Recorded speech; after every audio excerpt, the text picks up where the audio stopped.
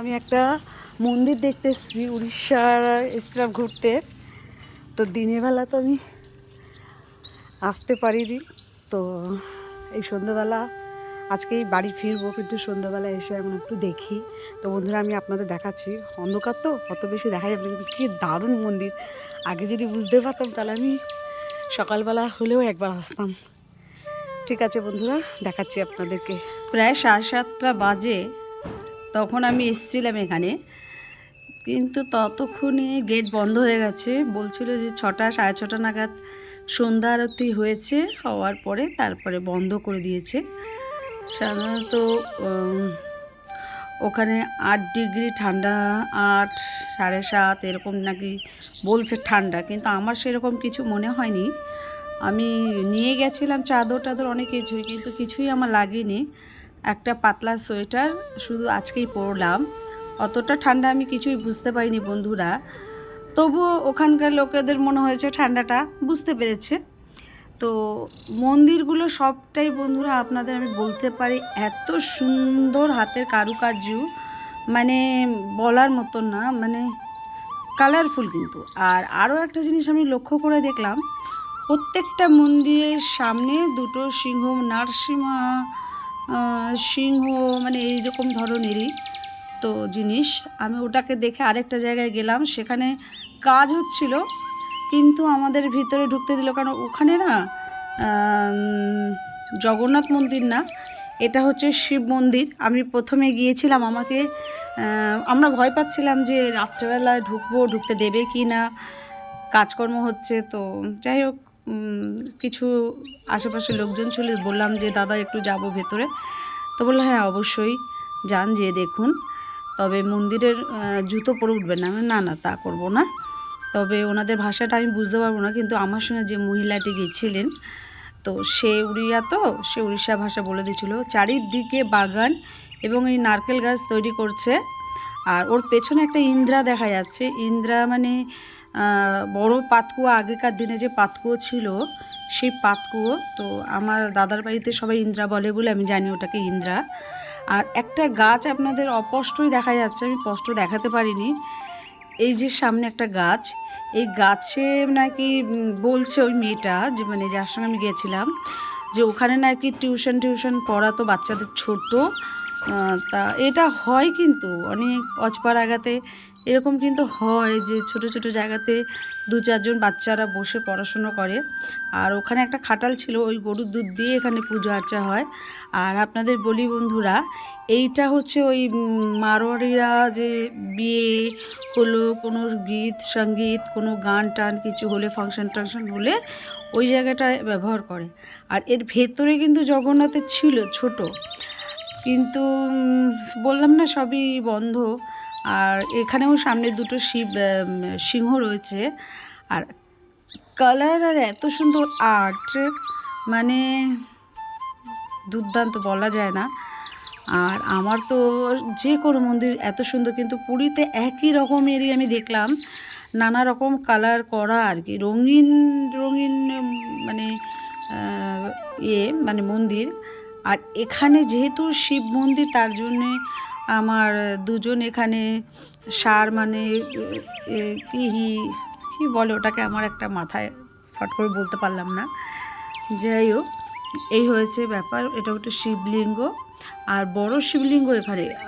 যাই হোক, একটু ঘুরে দেখে বেরিয়ে পড়ছি।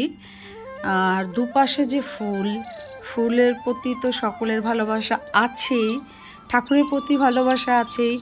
আর আমার তো এইগুলোই বেশি ভালো লাগে বলে আপনাদের ভিডিওতে সবসময় যেন এইগুলোই দেখাবার চেষ্টা করি।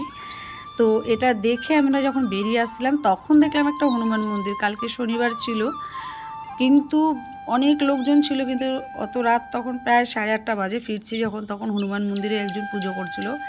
আর বন্ধুরা আমি আপনাদেরকে বলি, আমি কিন্তু এই যে এখানে একটা মন্দির দেখতে পাচ্ছি, মন্দিরটার নামটা কি আমি জানি না। এই যে যারা যাচ্ছে দেখতে পাচ্ছেন, প্রত্যেকেই, আমি যে কাজটাতে গেছিলাম, আমি যদিও একটুখানি কাজের জন্য গেছিলাম, এবং বিশেষ করে একটু এই অনুষ্ঠানটা দেখতেই গেছিলাম, কিন্তু অনুষ্ঠানটা 21 আর 22-এ, কিন্তু আমার অত দিন আর থাকা গেল না। তো যাই হোক, পুরো জায়গাটা মিলে মিশে এরিয়া নিয়ে সকলে অনুষ্ঠানে গেছে।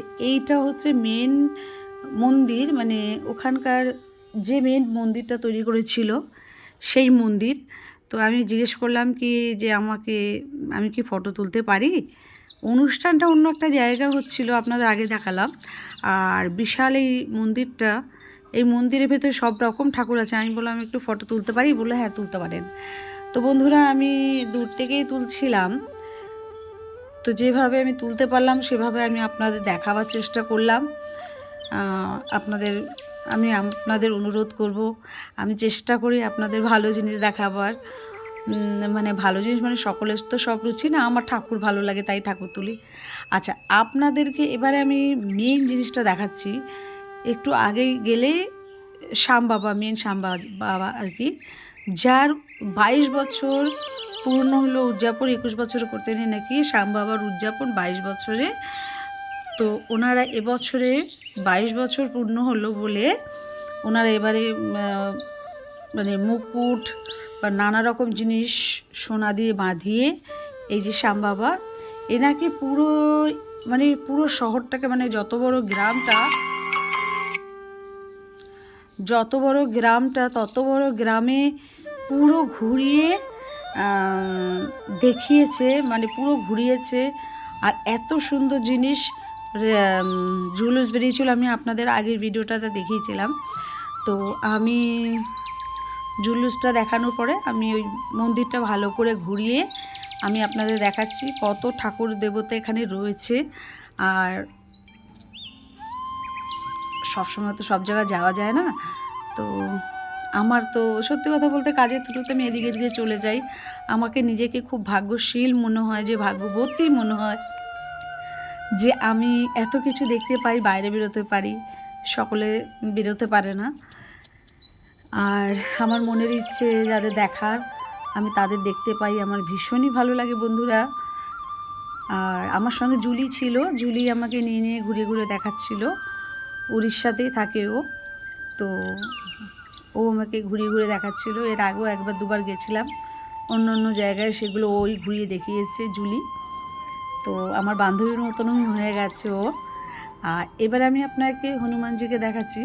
সংকটমোচন সবসময় সব জায়গাতে থাকে, সংকটমোচন করে সকলের। তো সংকটমোচন তো অবশ্যই থাকবে। তো লাস্টে আমি সংকটমোচনকে দেখি বেরাবার সময় আবার শিব মন্দিরটা, মানে ঢুকতেই শিব মন্দির ছিল, আমি পরে আপনাদের দেখালাম শিব মন্দিরটা। এবং সব জায়গার শিব লিঙ্গর ফটো এতে, মানে ওই মন্দিরের চারিদিকে রয়েছে। সেটাই আমি আপনাদের দেখাবার চেষ্টা করছি বন্ধুরা। এবার আমি বেরিয়ে যাচ্ছি, অনেকটা সময় হলো। আর একদম আমি যখন আমার বাড়িতে ঢুকছিলাম তখনই, মানে বাড়ির সামনেই ওনারা এইভাবে ঘেরা, এটা একটা স্কুল বন্ধুরা।